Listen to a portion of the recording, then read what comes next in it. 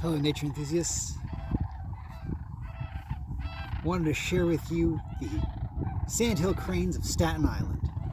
So I'm here on Staten Island, which is an island down in the middle of the Sacramento-San Joaquin Delta. And it is owned and managed by the Nature Conservancy as a crane preserve, among other things. And you can hear behind me Sandhill Cranes. These are one of only 2 species of cranes found in North America. And they are one of the just star species that come to Central California in the wintertime. So these are birds that breed up in sort of northern North America, central Canada, central US a little bit, and then migrate south in the wintertime to the southern states, from Florida all the way across the southern US, all the way to here in California. And they're one of these species that when they're up there breeding, they pair off and breed sort of in semi-isolated little spots. They do breed for life, which is pretty interesting, but a pair usually sort of hangs out by themselves. They'll usually only raise 1 chick a year.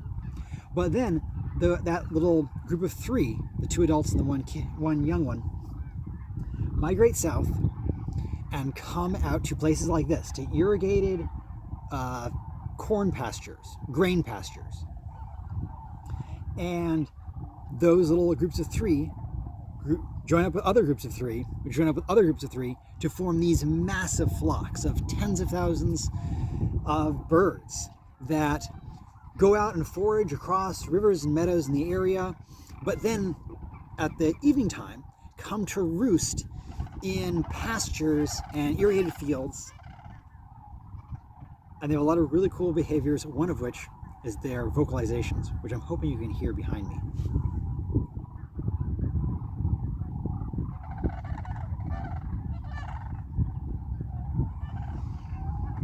So what you see behind me is a cornfield that has been raised for corn, and the corn has been cut down, all the stalks have been cut down, but then periodically it's flooded.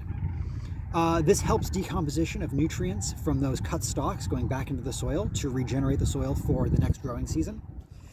It also, that low level of water also provides foraging habitat for cranes and many other species of waterfowl, ducks and geese, and also shorebirds as well. So it provides this amazing habitat in a very critical area. So one of the reasons why cranes are so focused on here in Central California is that this is an area of vulnerability for cranes. Winter habitats in particular are one of the more threatened parts of a crane's life cycle.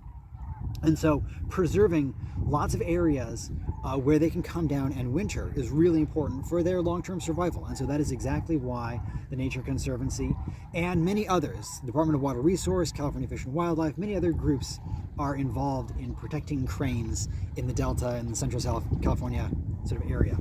And so that is exactly why this island, Staten Island, is particularly significant. It's a great spot to come to visit any evening from September, October, all the way through February. Any evening you can come in, because that's when the cranes are coming off of their foraging areas, dispersed all around the area, and coming flying into this spot to spend the night. This road down Staten Island is open to the public. There are people who live and work along here, so it's good to be respectful. But the road itself, public, open, you can drive down, stop along the ways, bring your binoculars and watch, and you get treated to a beautiful sunset and this amazing fly-in of all these thousands and thousands and thousands of cranes, shorebirds, waterfowl, and other species. So come on out, enjoy it. It's fantastic. Like I said, anytime September through February. It's a great way to come out and enjoy the natural world.